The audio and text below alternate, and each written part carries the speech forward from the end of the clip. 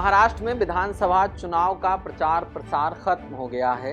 Final घड़ी आने में भी कुछ ही वक्त बचा है, पर इसी बीच चुनावी रण में कूदे कई दिग्गज राजनीतिक चेहरों की चर्चा जोरों पर है और इन्हीं में 3 ऐसे कैंडिडेट हैं जो सत्ता पक्ष के साये में बने महायुति के बैनर तले मुस्लिम कैंडिडेट होकर चुनाव लड़ रहे हैं।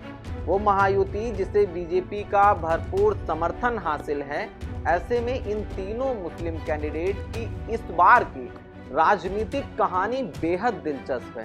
आइए बताते हैं। ये तीनों मुस्लिम कैंडिडेट महायुति में शामिल राष्ट्रवादी कांग्रेस पार्टी एनसीपी के कोटे से हैं। अपने अपने क्षेत्र में इन तीनों कैंडिडेट की अपने प्रतिद्वंदियों से तगड़ी टक्कर मानी जा रही है। माने चुनाव परिणाम आने पर ऊंट किसी भी करवट बैठ सकता है।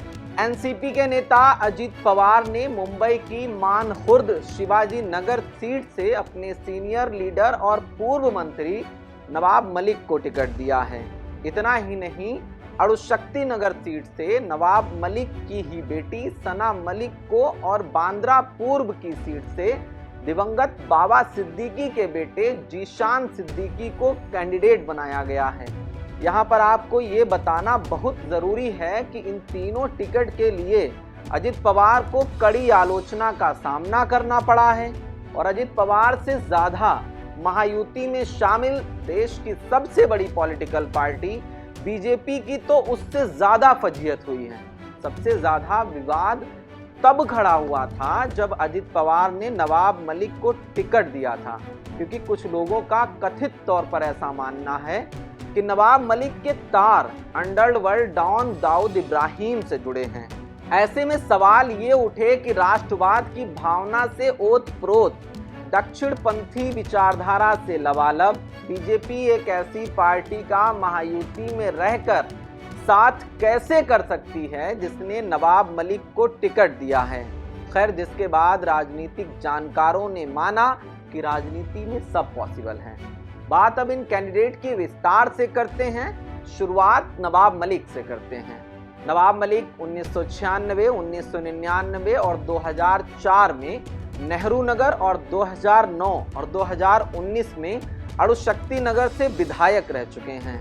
इस बार उन्होंने अपनी अणुशक्ति नगर की सीट अपनी बेटी सना मलिक को सौंपकर खुद मानखुर्द शिवाजी नगर से लड़ने का फैसला किया है, जहां 3 बार से समाजवादी पार्टी के महाराष्ट्र अध्यक्ष अबू आसिम आजमी चुनकर आ रहे हैं। 53% मुस्लिम आबादी वाले मानखुर्द शिवाजी नगर का बड़ा भाग नवाब मलिक के पुराने निर्वाचन क्षेत्र नेहरू नगर का हिस्सा रहा है। इसलिए उन्हें भरोसा है कि वो इस बार अबू आसिम आजमी को चुनौती देने में सफल रहेंगे। लेकिन आजमी भी कच्चे खिलाड़ी नहीं हैं। वो अकेले ऐसे नेता हैं जो महाराष्ट्र में 2 सीटों से एक साथ चुनाव लड़कर जीत चुके हैं, जबकि तब समाजवादी पार्टी बिना गठबंधन के लड़ी थी।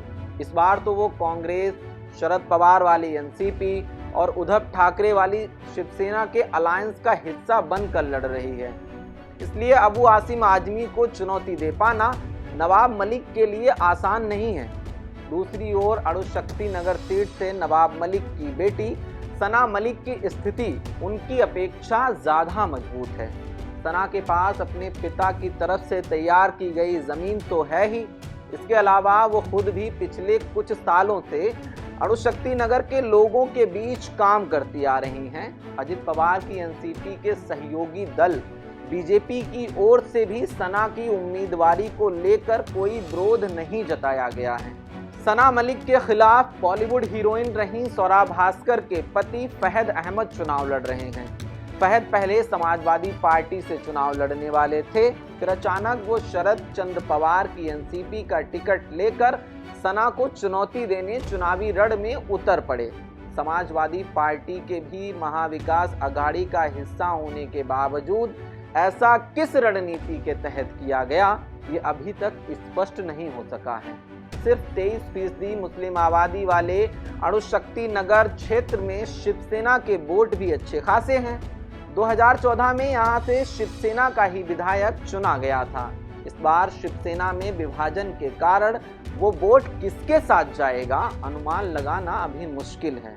मुंबई में अजित पवार की एनसीपी के तीसरे और अंतिम मुस्लिम कैंडिडेट का नाम जीशान सिद्दीकी है, जिनके पिता बाबा सिद्दीकी की कुछ ही दिनों पहले गोली मारकर निर्मम हत्या कर दी गई थी, जिसका आरोप लॉरेंस बिश्नोई गैंग पर मढ़ा गया है।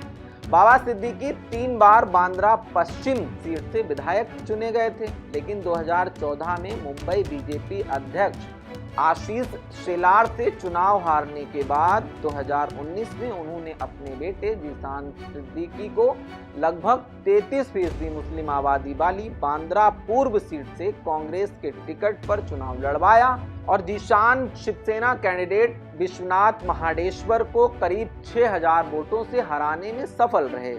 ये सीट शिवसेना का गढ़ मानी जाती है, क्योंकि इस क्षेत्र में शिवसेना यूबीटी के मुखिया उद्धव ठाकरे का घर है।